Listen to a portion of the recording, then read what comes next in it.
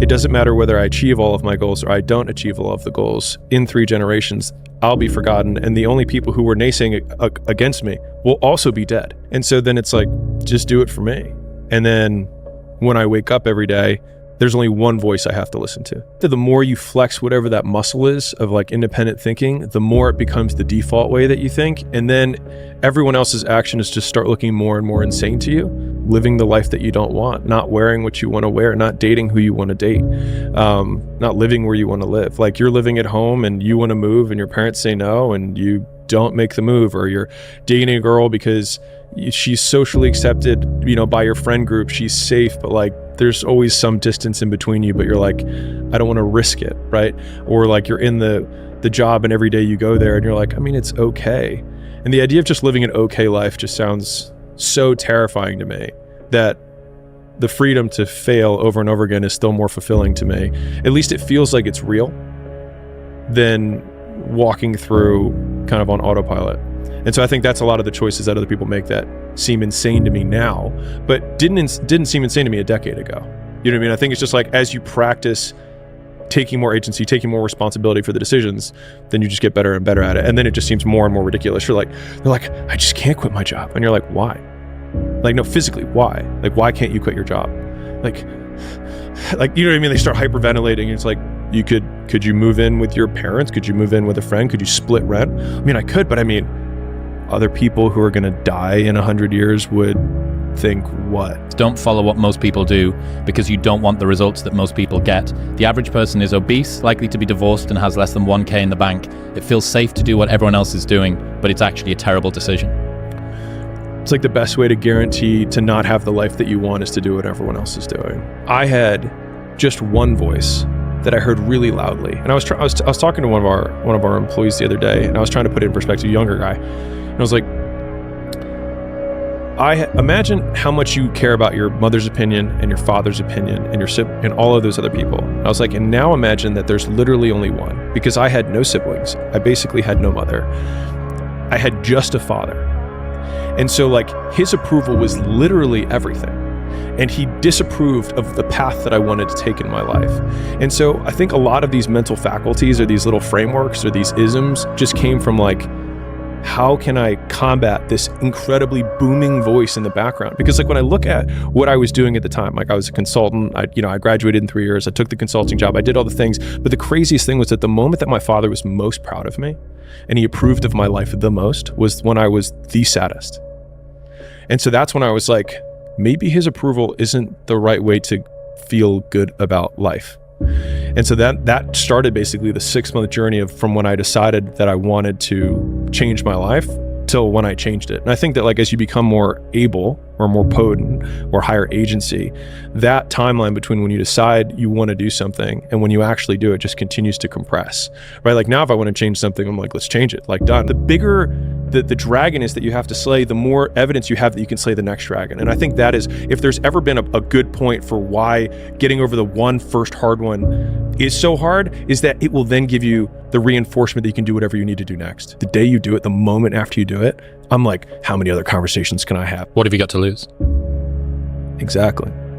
And that was it. And it was like, I have nothing to lose. And that was when I think in the last podcast we talked about this, where it's like, if everybody who's like at the bottom and feels like they have nothing going for them, reframe that as, I have nothing going for me, which also means that I have nothing to lose by taking action. It makes you a much more dangerous person. We have this big stack of should do's and we just wait until it's 2 miles. Yep. And then I'm getting in the car. Like the firing conversation. And you're like, well, I just fired one person, or like I just ended one partnership, I just broke up with one girl, or whatever it is. And you're like, who else do I need to talk to today? Right? Like, and then in like a period, like you have these rapid periods of growth that happen, and then you have the next web of comfort because it's way better than you were before. I need to change, I need to get better. A lot of times the decisions that we make are predicated on the conversations we need to have, because usually like and what's interesting is like, you can define commitment by eliminating alternatives. So if you're committed, you've eliminated alternative actions. Right? Like you can say I'm committed, but until you eliminate other options, you're not committed. A lot of people make decisions to end relationships, to quit their job, to start the new thing, but they don't become committed to the decision until they remove the other options. and then you're forced to take action on it. And so I think actually defining those two different things. Now you could define, decision as to kill off, like decidere from Latin, but from a colloquial thing, I think there are two different instances. It's like, I need to change this, and then I do change it. When I blamed them, that I gave them control over my life, and then the idea that the people that I hated the most at the time were the ones who actually were controlling me was the thing that most sickened me, to then actually flip my narrative to actually taking control. Like, that was the one thought process. You can move through life at 7 times the rate of other people by simply changing when you say you're going to make a decision from end of week to end of day. So think about how that stacks up. So it's like, let's say that there were 4 decisions that you needed to make. If the normal person takes a week to make the decision, and then their mind moves on to the next thing that they have anxiety for, and start making that decision and decide another week, it's a month to make those 4 decisions.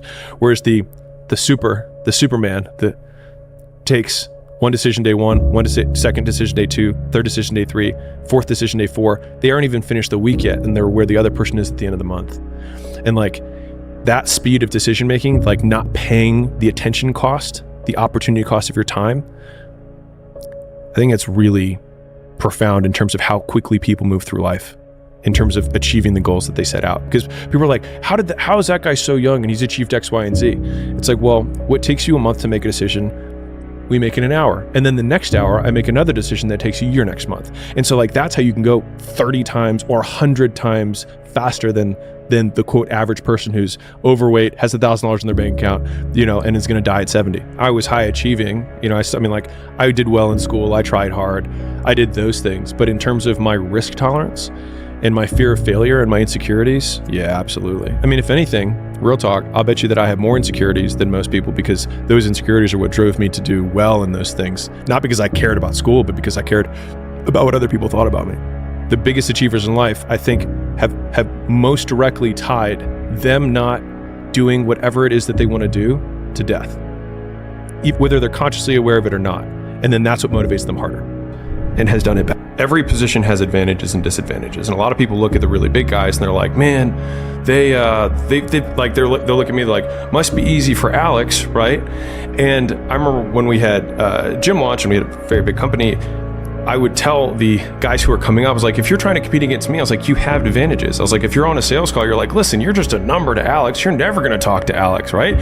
Here with me, you're going to get my attention. I'm the one, right? I was like, that's how you're going to throw stones at me. I was like, but on the flip side, if it's me marketing to the masses, I'm going to be like, this kid's in his mom's basement. He has no idea what he's doing. He's been in business for 12 months. And of course he has no idea. Like, wouldn't you want somebody who has thousands of success stories behind it, because we've made a system? Like, both sides have advantages. And so what happens is you can take lots of risks very quickly and end up in the exact same position you are, which is nothing. And so if you eliminate downside, it should decrease your action threshold, meaning you should be able to do more things faster rather than do fewer things because you don't have a great life or things going for you. And so I think if people flip that, a lot more people would take action because they actually realize the advantage of their position is the downside. If you can eliminate someone's downside for action, it's like then the bias, it should bias you towards taking action. Everything that they feel like they have to lose is purely made up in their mind. It's stories they tell themselves about what other people are going to think about them when those people aren't even thinking about them to begin with, right? But like, that's where they live all of their lives, or live out all of the potential downside, is in the mirror reflection of what other people will think about them in the future should they fail. Shame only exists in the shadows. And I think a couple of frames that are just different frames around content making, since we're on the topic, that helped me was, one is seeing it as practice rather than the game. So like when we're doing a podcast, if you start, you're like, hey, I'm going to do a podcast, I'm going to post it. It's practice for me getting better for future me, rather than like, this is the main game. It's like, no, the game is the whole thing. And this is just like, we're still in preseason. Yep. Like these scores, these touchdowns don't even matter yet. Right? Now you can say yet, even though like I can still feel like I'm in preseason, but I think from a mental framework, it actually decreases the stakes associated with doing it. And I think that's been helpful for me, especially it was in the earlier days. Like if you track 100 stats, then you only need one of them to go up, so you feel like you made some progress. So that's like an easy one. And the second thing around the tracking is that I would look at like the biggest possible number. So a lot of times you can see like the impressions of, a post that you make. Even if you only got like 16 likes, I got like 100 impressions. And I thought to myself, I was like, well, if there was a room of 100 people, I'd be stoked.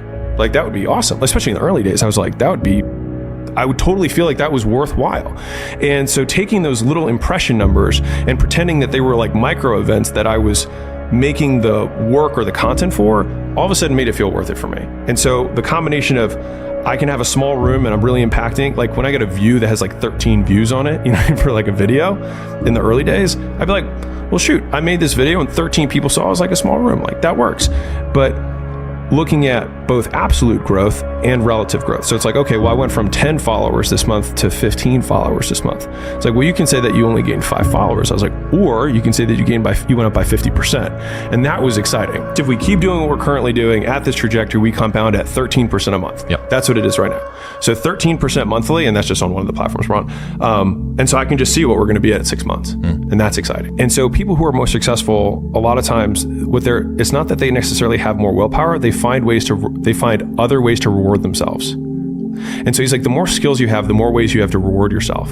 And so somebody can extend how long their time horizon is because they do gamify it. So people who don't have the skills of figuring out ways to reward themselves in the meantime can't make it the whole way. But that's like when you're doing cardio and you're like, okay, it's 5 times 5 to get out of here, right? You create micro games within the longer game to keep yourself going. And the thing is, I've seen that across verticals. So like if you look at, so Travis Mash is a Olympic lifting coach out of North Carolina. And he has this really cool way of getting lifters to PR every workout, to have a personal record every workout. And what he does is he have them map every single set and rep range for every single lift at every weight. And so what happens is all you have to do is go through your book of 200 lifts and every single weight, and you can always find one that you did a year ago. They get excited because they get rewarded every workout. And so that's why it's like the more ways you track, the more ways you can win. And then I think that's those little micro wins can keep you going over the long game that you have to just keep playing. The environment is, this is I'm going to tangent and I'm going to come back. So if you've ever heard somebody say like, man, I hate Cincinnati. Cincinnati sucks, right? Or they go some city and like they go there for 2 days and they make a judgment across the entire city, right? But it's like, okay, let's go really deep. You ate at 3 restaurants and you saw 7 total people in Cincinnati. Does Cincinnati suck, or do the 2 restaurants that you went to or the 7 people that you were with are they not that cool? Well, it's so easy to just move like 2 miles down the street. It's the same reason people do staycations. It's better to change your environment than to even do anything else, because what happens is you eliminate all the triggers and cues that are associated with the habit that you're trying to destroy. People are in the environment that they are addicted. They change environments and they go to a clinic. They change the environment, they change their behavior. And then they go back to the same environment and their behavior changes yet again to match the environment. And so it's like, if you want to change your actions, the easiest thing you can do is just change the environment. Because if you can do that, a lot of times, a lot of the negative things you have, you just don't get triggered. You don't get the cue for the behavior. It just gets extinguished. That has been really helpful for me in starting and cueing myself to do new behaviors that I want to do, and then also stopping behaviors that I don't want to do. That businesses die of indigestion, not starvation.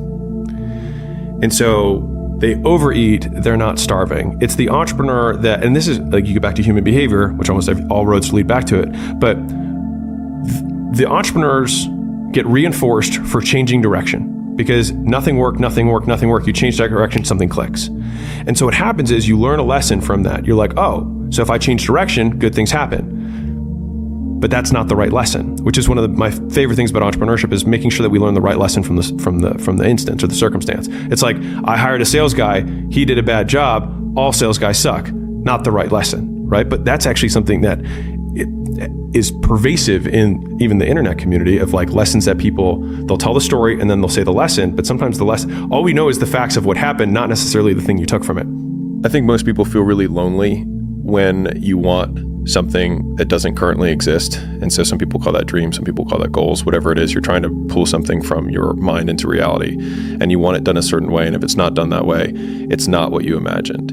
And so people on the outside will throw stones and call you names that they think will change your behavior and get you to stop. And the more I have been the person trying to pull things into reality, the more I've tried to weather and build kind of defenses against those things, so that when those stones get hurled at you by being called a control freak, or by saying you micromanage things, or that you have incredibly high standards, the answer is yes, because I want it done right the first time. If you have enough will it's going to get done the way that I want it to get done regardless. And it'll be less painful if we just do it right the first time, because we will still have to do it. And you may have to do it 3 or 4 more times, but eventually you will just succumb to the fact that we're going to do it this way.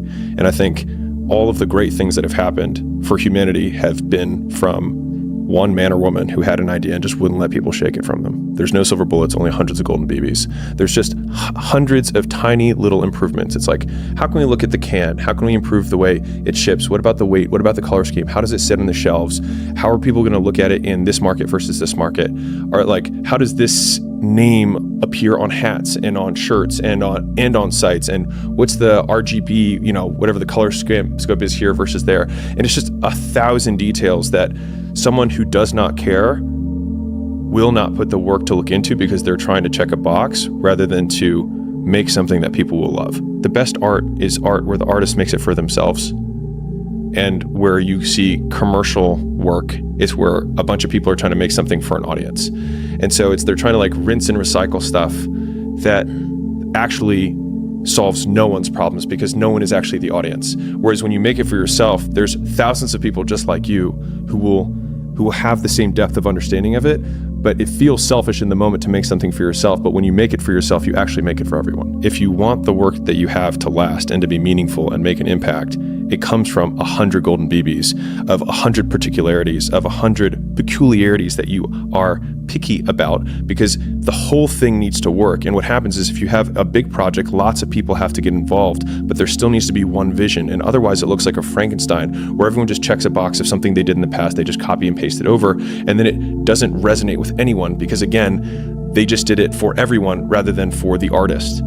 And so using that as a frame has given me permission to be me in an unreasonable world. But then like the difference between 5 and the next 95 times is what goes from being great to being a masterpiece. And like, it's that next 95 that I think is what makes people world class. And that's where everyone falls off. And that's why most people aren't. Most people who claim to be perfectionists are not perfectionists. They're actually procrastinating because they're not doing anything. Right. And so it just is a socially acceptable label, because the real perfectionists feel this sickness where they like want to itch their skin off until the thing's done, but they are trying to get it done. Whereas the perfectionist or the procrastinator uses that to say, like, I'm not sure, I'm just getting it right. But like the person who's an actual perfectionist, one, wants to finish and is working every hour of every day on the thing and seeing progress towards it. Because if you don't know how your thing is getting better, you're not a perfectionist, you're just ignorant. Perfectionism is around volume. It's like, that is what we are optimizing towards. And then we can't, because if we knew how people responded ahead of time to content, then we would make things differently than we do. But I, probably like you, am often surprised, pleasantly and sometimes unpleasantly, by the stuff that just grabs hold and then just goes, viral as hell in content. And so I think part of that is making up for our own ignorance by increasing volume. And so that would be like my reframe on the perfectionism there is like, we know that if we make 10 pieces of content, it is more likely that we will have more people see it than if we try really hard at one. And so we make 10 because the net benefit of the 10 is greater. Correct. And so that's the ideal that we commit to, is that you come back with a perfect clay pot. That's it. That's the assignment.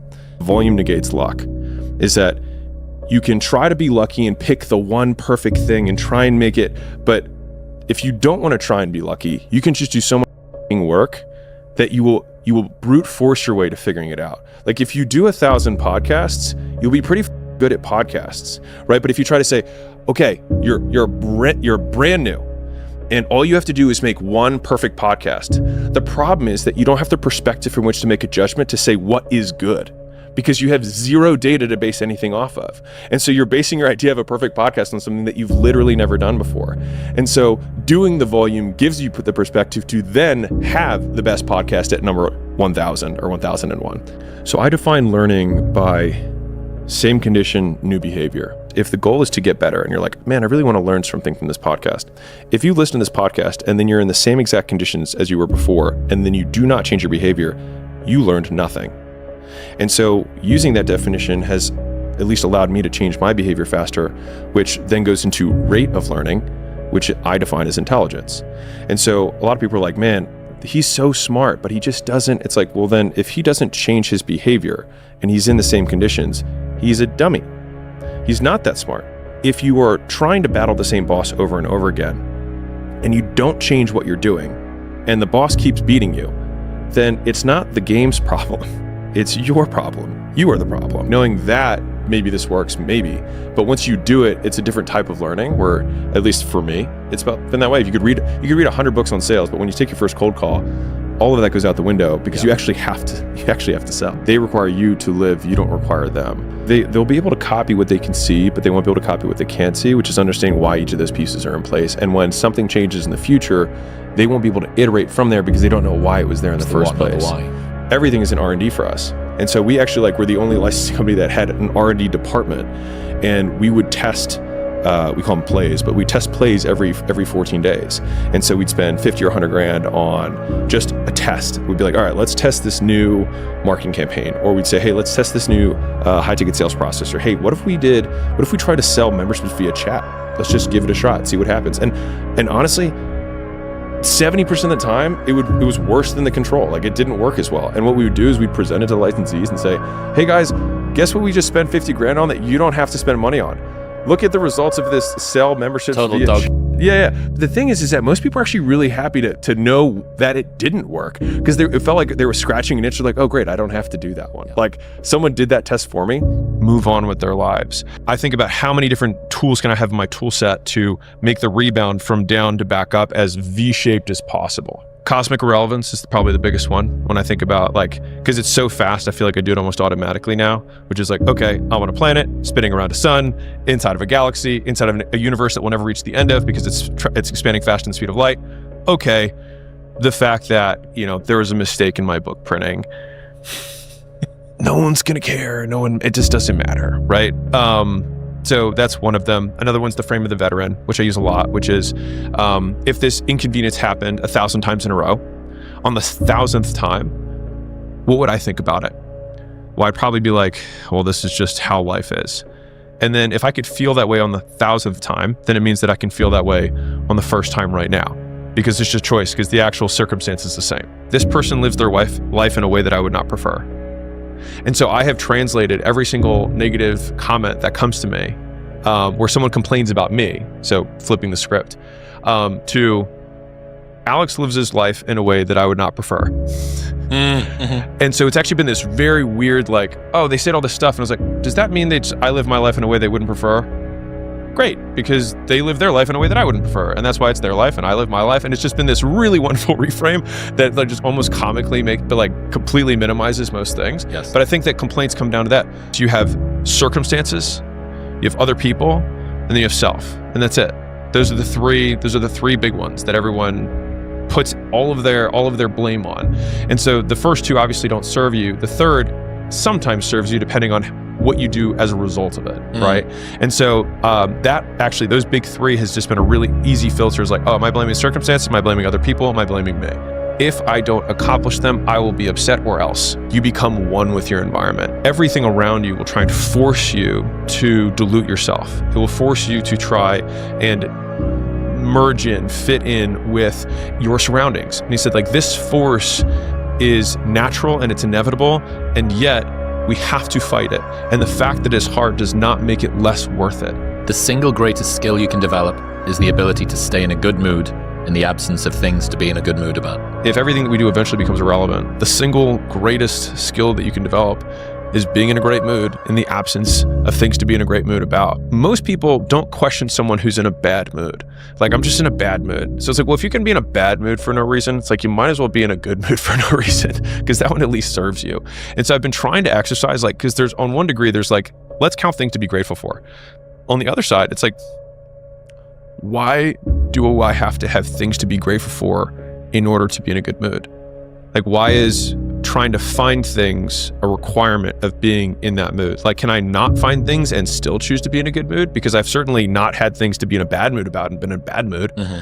And so I've been trying to flex that, which is sure, we can find things to be grateful for, and when those things pop up, yes, and of course it's a practice, you get better at it, but what if I can just be in a good mood?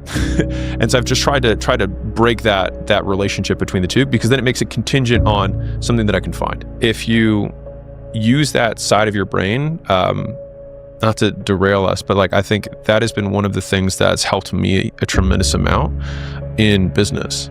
Because when I think about a business and I want to grow it, for example, I would think, okay, what are all the things that can destroy this business? And this is Charlie Munger, this isn't me.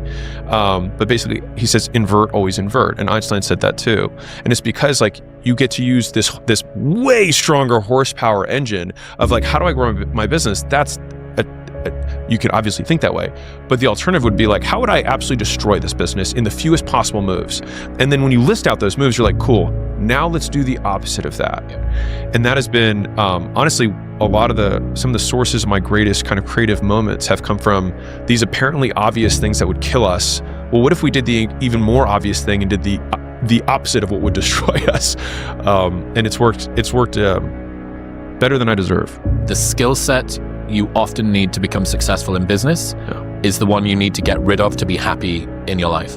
People will disproportionately blame the universe and then perceive significantly greater risk for them asking a girl out, starting a business, taking a loan, asking a stranger to buy something, making a podcast, and for fear of what other people on the internet will say or people who know them, right? And so we catastrophize this side, but the flip side is, and you hear this a lot when people, do make it and whatnot. They're like, I never dreamed it would be this big. Now, some people are obsessive and like absolutely have thought through everything. I fall more on that side. But on the other hand, though, a lot of people do get there and they're like, I never thought it was going to be this big. And it's because we typically just underemphasize the upside, which is where, from the business perspective, it's like that's where the alpha is. That's where the outperformance exists, where most people think, hey, this bet, it could go to zero. And you're like, I don't think it's going to go to zero. But even if it did go to zero, I have a 10x here. And so if I have a 50% shot at a 10x and the other 50 is zero, I should take that shot every single time, knowing that I'm going to be wrong half the time. It still makes sense to take. And so I think people are not good at making those risk-adjusted return bets. Obviously financially, but even in the very micro aspect of our lives. And so we talked earlier about the cosmic irrelevance and the frame of the veteran, but there's a third frame that I think about a lot, which is, I call it play it out. And so it's like, let's sit in there, because again, fear exists in the vague, not in the specific. And in the resistance. Yes. And so like when we have these specificities of like, okay, I'm going to start a podcast. I can't start a podcast. Like, okay, it's this big vague thing, but no, like, let's play it out. Like, let's see what actually would happen. So I'm going to upload something and then people don't listen to it. Okay, well, they didn't listen to it. Okay, well, then that's not a problem. Okay, let's see tons of people listen to it, which I don't know how that magically happens, but let's say tons of people listen to it and they all hate it. Okay. Immediately you have this anxiety that we're no, but let's play it out. Like, what happens next? It's like, okay, is it going to change what I eat? Is it going to change where I sleep? Okay, let's say I all of a sudden I lose all the money that I have. It's like, okay, well, I probably have a bunch of people that if I really needed to sleep on their couch or in a spare bedroom, I could do that. Okay, so I'm not really going to be homeless. And if I really didn't have enough money for food, I could go to a homeless shelter and get food, right? So it's like, wait, so my worst case scenario is like, I have shelter and I have food and I'm still breathing air. So that's the downside. And so there's this catastrophizing that because our brains are meant to keep us alive. We literally think if we fail, we die. Like everyone will ostracize us from the group and we will be alone and die. Yep. And so just actually playing it out, not one step, but like 2 more steps after that, you're like, okay, so my actual downside risk is nothing, but my upside is everything I've wanted. And even if I'm at 50% off on that, it's still worth the shot. I'm still happy to be in a good mood when there is things to be a good mood about, for sure. What can I learn from this? What can I be better from this as a result? And so like, obviously there's things that I've been working on in order to improve. Imagine something terrible and then remember that has not happened. Like, it's like, I've yet to find, like, that has been the simplest way, like, be grateful. It's like, what do I do to be grateful? Like, no, like that more. It's like that it's like, it's been difficult. So it's like, okay. And on the flip side, imagine something that you love, imagine it's gone, and then remember that it's back again. And so that's, I think, the operationalizing of those moments, which is, I have this coffee moment. Man, if I never had another coffee moment like this again, this would mean more to me. Okay. And by doing that, and by remembering what it would be like to not have this, then this thing now in the moment becomes worth more. And so it's basically creating a wider discrepancy between the moment we're trying to find gratitude with and something else in order to basically manufacture a delta. Because I think that to your point, like we're so much more sensitive to the negative delta than we are on the positive delta, that we have to make the positive delta massive. And so how do you make moments massive? It's like, well, then we just have to drop the floor out and then remember that now all of a sudden we went from the bottom of the pool back to the surface, even though we're not above the water. It's like playing pretend. So It's 100% playing pretend. Yeah. All gratitude is playing pretend. You win in the weeds. Yeah. But you don't win in the weeds when it comes to happiness, unless you are doing it in the other direction. Yeah. I will judge myself on being not as happy as I should be, or not like, hey, I didn't notice anything I'd be grateful about. You right? And so trying to separate the fact that to take this to the absolute extreme, why should I be grateful? Why should I be happy? Why do I demand of my life that it must be happy? Like that I must be happy during it. That's a demand. And so I try to decrease my demands in general as a habit, as a personal practice. And so I've been thinking about that concept in and of itself, because the earliest part of my career, I just was done with happiness. I was like, disregarded. Screw it. Yeah, it's just like, it's irrelevant. And so now I'm getting to the point where like, well, it would be nice. You're not having a bad year. You've had a few bad days that you're thinking about for the rest of the year. I've found it helpful when I'm in a bad season, like I'm in right now, to just focus on having a good day. A good day in a bad season is a bite-sized victory. String a few of those in a row, and a bad season feels less hard. I'm pretty sure the difference between a happy life and an unhappy one doesn't come down to how many good or bad days you have, but which days you think about over and over again. In some seasons of life, maintaining is winning. When you have these larger, more complex negative things that do scale, it's like, how do you navigate through that? And for anyone who's listening right now, it's like, maybe it's the bad breakup, or maybe you're getting divorced, right? Or maybe it's like the business isn't working the way you want. It's like, and there's like 10 things that you have to fix. And it's like, well, I can't fix that change in the logo until the next run. So I just have to see this every single day. Yeah. And so he had this very tactical advice, which I liked a lot, which is he just tried to make progress, and that was it. And he said, in a day, it's almost negligible, right? But at 30 days, you're like, okay, I moved this. And at 90, you're like, wow, this is really materially changed in what's happened. Now, does this mean that our mood is still being dictated by circumstance? Yes, I'll be honest. Yes, it does. But I think many of us have this ideal. We'd love to be able to be in a great mood in the absence of things to be in a great mood about. But sometimes progress is the W. Like maintaining in some seasons is winning. And I've had to tell myself that also, that we can have these different, like on business vector, I'm murdering it. I'm crushing there. But like I tore my quad this year, which sucked. I had painful. I have a neck thing that's just been bugging the hell out of me, right? So it's like, and I have two great fears in life. One is that I lose my mind, which is really just more that I'll be a burden to everybody else. I won't know because my mind will be lost, right? And the other is chronic pain. Those are like my two great fears in life, because chronic pain is really tough. Like the first thing you think about when you open your eyes in the morning is pain. And it's like, and now I have to be in a good mood, right? Because I demand this of myself. And so when in navigating those scenarios, just trying to chip away, and also to take the reverse of, I had this one great podcast today. I'm going to make that thing the thing that's making this a great day. And then if I can make that great day, then maybe it could be a great week. And then trying to expand those, basically like let those good moments eat up the season. And I made a conscious decision on May 1st. This podcast made my day. This podcast made my week. Now, I used to think, oh, this made my week. When someone would say something small, I'd be like, that's what made your week? Like, you must not have a lot going on. So true. Right? Like, I like my own judge machine, right? Or I'd prefer to make the ride more enjoyable. There have been so many times in my life where I knew I needed to do something, and then I filled all this extra time not doing that thing. And then the moment I did it, I was like, wow, that took way less time than I thought it was going to take. And not only that, it took way less time than it took me to delay to actually get to this point. And if I had only started with just doing what I was supposed to do, I could have done 4 or 5 other things that I was also supposed to do by this exact same point. And so thinking about it from that perspective, I've tried to eliminate as much time between I think I should do this thing and beginning doing it. And I think you get this positive reinforcement cycle that occurs every time you start. I call it pulling the thread. It's like, I just need to start pulling the thread. And then all of a sudden what feels really unknown becomes very tangible. And you're like, oh, I understand the 6 problems I have to solve to do this big thing. But now I know the problems. And then it feels like you can wrap your arms around it. And then you can start taking it one bite at a time. If we want to be more godlike in our lives, the distance that we can shrink between wanting to do something or thinking something should be done and it being done is a direct indication of our personal power in our lives. Waking up and then trying to shrink the time between when I wake up and when I start working, and shrinking the time between one task and the next task. Like, you don't need to take 30 minutes of getting ready to start working. Like, you can just start working. There are certain things that you can do that will make success or productivity or focus more likely and better. Preparation is just a stage of the work. And so if I need to prepare to work, then that's fine as long as it's related to the work that I'm going to be doing. If you optimize for outcomes, the inputs are always optimized. They work open until they hit their goal.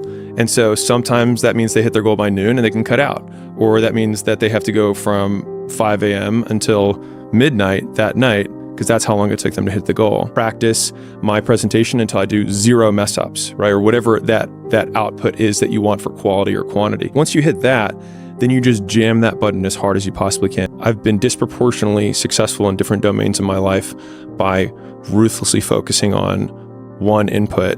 Vast majority of business owners work a fair amount. They just work on the wrong stuff and they do it the wrong way.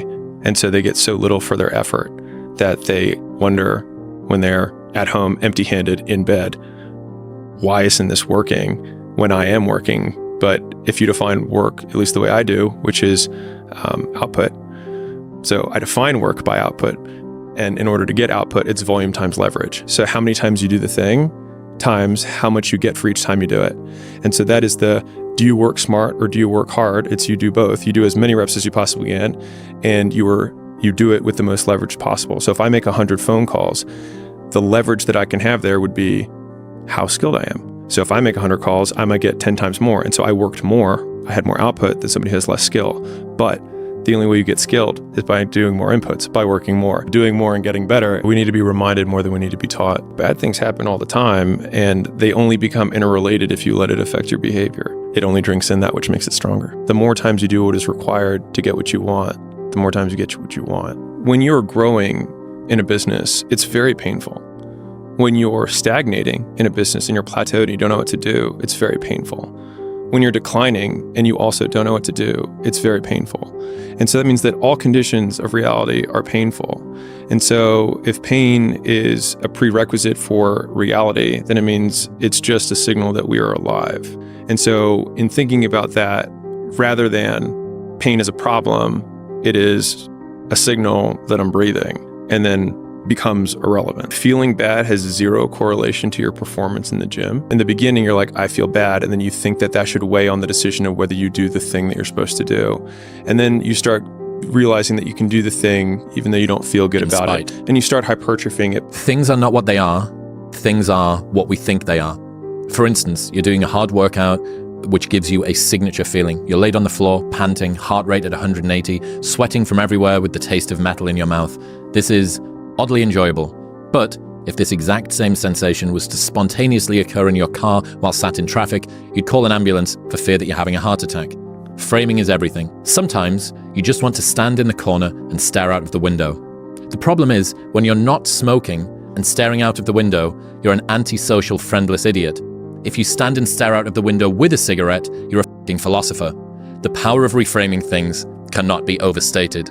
It's significantly easier to find a way to reframe your experiences as enjoyable while you improve them, rather than waiting for them to be done before you give yourself license to be happy. Champions just interpret anxiety as excitement.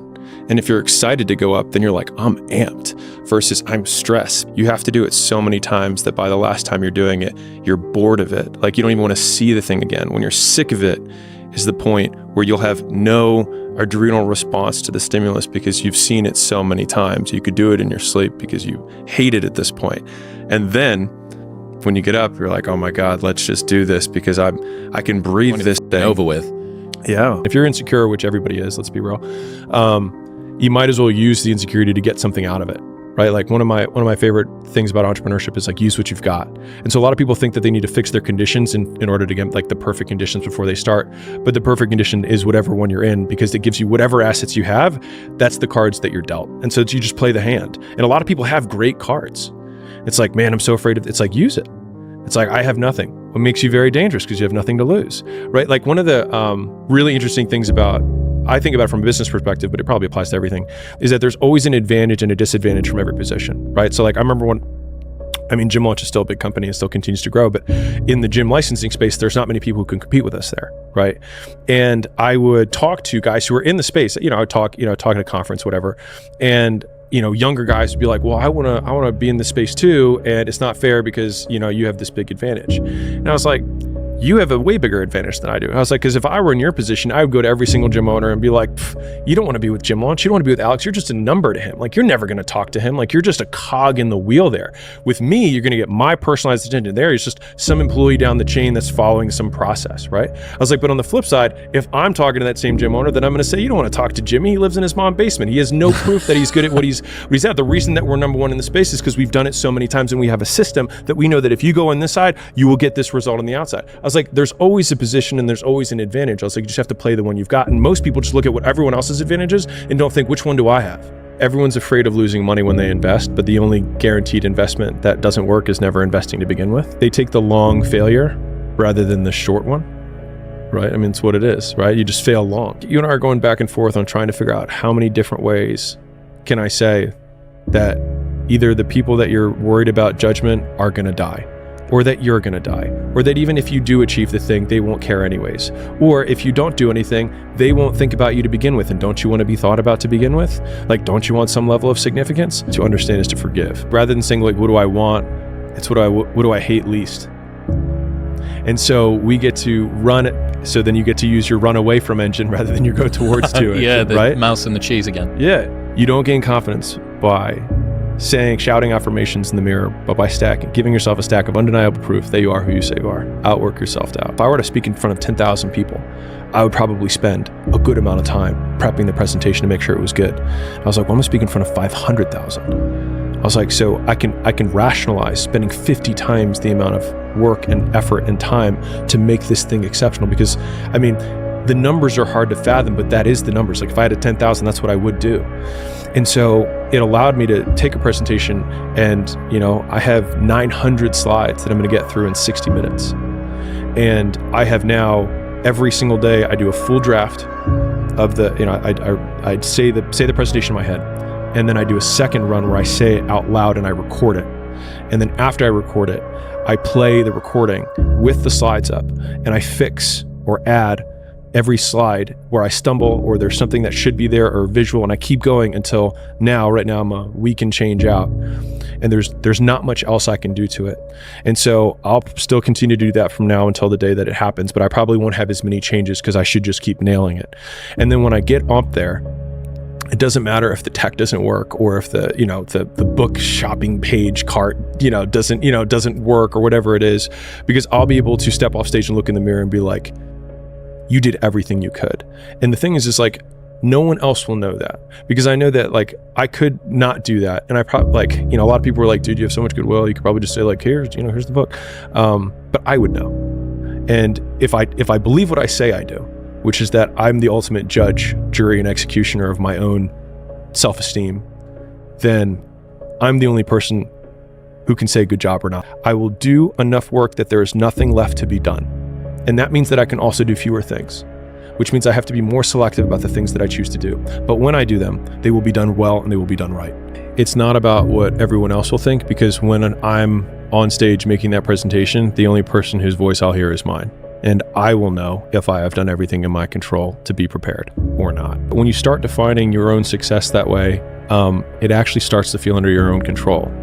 But the downside is you realize that you can do very few things. And then all of a sudden life feels very short, because you're like, shoot, there's like not that many things I can do before I die if I'm going to actually do my best.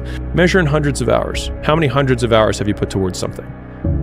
If you do that, I promise you the thing that you're making will get a lot better. And you'll also see how much more you're capable of, which is what I think, like my undertone of listening to what you were just saying with the podcast is like, the more you do, the more you realize you can do.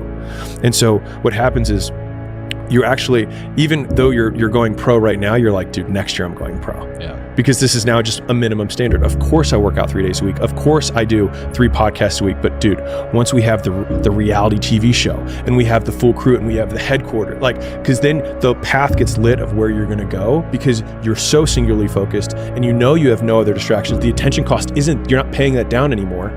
And you're just like, how many times can I repeat this effort? And then that's when you start unlocking mastery, right? Like, I have this process for creating presentations, and before we turned on the mics, we were talking about it, but it's like, I've done a handful of presentations in my life and I've gotten decent at making them, but the process now is so refined, which is like, it is game tape. It is, I make the thing, I do the thing in my head, I do it out loud, I watch the recording, I edit the thing, I do it in my head, I do it out loud, I watch the recording, I edit the thing, and I just keep doing it until it's glass. The higher up in business you get, the more attractive the opportunities that you have to learn to say no to. And this has been really hard for me because at every level, like, I thought, great, I can check the box on distractions. I've learned to say no to $10,000 opportunities. But then when you're making $100,000, then you have to be able to say no to $100,000 opportunities. In the Matrix, Morpheus takes him through a training program to teach him one thing about agents. And so they're walking down the street and there's all these people going, and he says, were you listening to me or were you looking at the woman in the red dress? And he says, look again. He looks back, and the woman in the red dress who walked by is an agent pointing a gun in his head. And I see distractions the same way, which is that the better you become, the more attractive the woman in the red dress is. And so you can say no to a 6, but what about a 7? What about a 12? Exactly. What about a hypothetical 1,000? Yeah. Right? Like, that's really what it becomes, because there is no limit on the upside. And so that's why having like some of the soft stuff of like, this is the vision, this is what we're trying to do, and there's 100 other things I could do, but each of the cost of those things is the one thing that matters most. The difference between really successful people and the most successful people is that the most successful people say no to almost everything. He said success comes down to doing the obvious thing for an extraordinary period of time without convincing yourself you're smarter than you are. Think you can handle both. And so you're like, oh, I got the specialist piece is the piece that threw me, because I always feel like the higher up you go, the more generalist you become. Specialized in projects, generalized in skills. There we are. Yeah. Yes, I like that. They don't realize the validity of the smaller things that they have done up to that point. And so it's being able to transfer your successes of like, okay, like, did you get dressed this morning? Like, did you get in front of the computer? Like, you have evidence, it's smaller evidence, but you have enough evidence to make the claim that you can do this. And then you do that enough times that you have enough evidence to make a claim that you can do this and support it. And I think that's where the big outcomes come from, lots of constrained tiny impulses of saying like, you know what, I'm gonna get this tiny victory and I know how to say no to that. A lot of the big wins, you know, like Uber's the classic example, right? Like, let's start a business where strangers pick up girls who are 16, you know what I mean, and drive them to their friends' houses. Like, that sounds like a terrible idea, right? Like, but in retrospect, you're like, no, it'll be totally fine because there's gonna be a mutual rating system and blah, blah, blah, blah, right?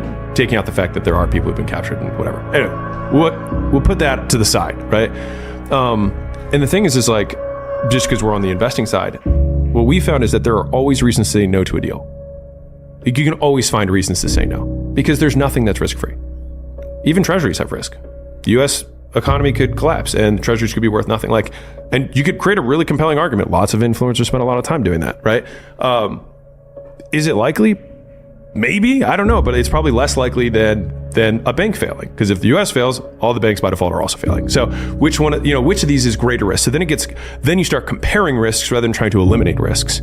And so if we're looking at opportunities, that's why like risk-adjusted return is one of the things that a lot of investors look at, which is like, is there a way that I can appropriately adjust this risk to normalize different opportunities?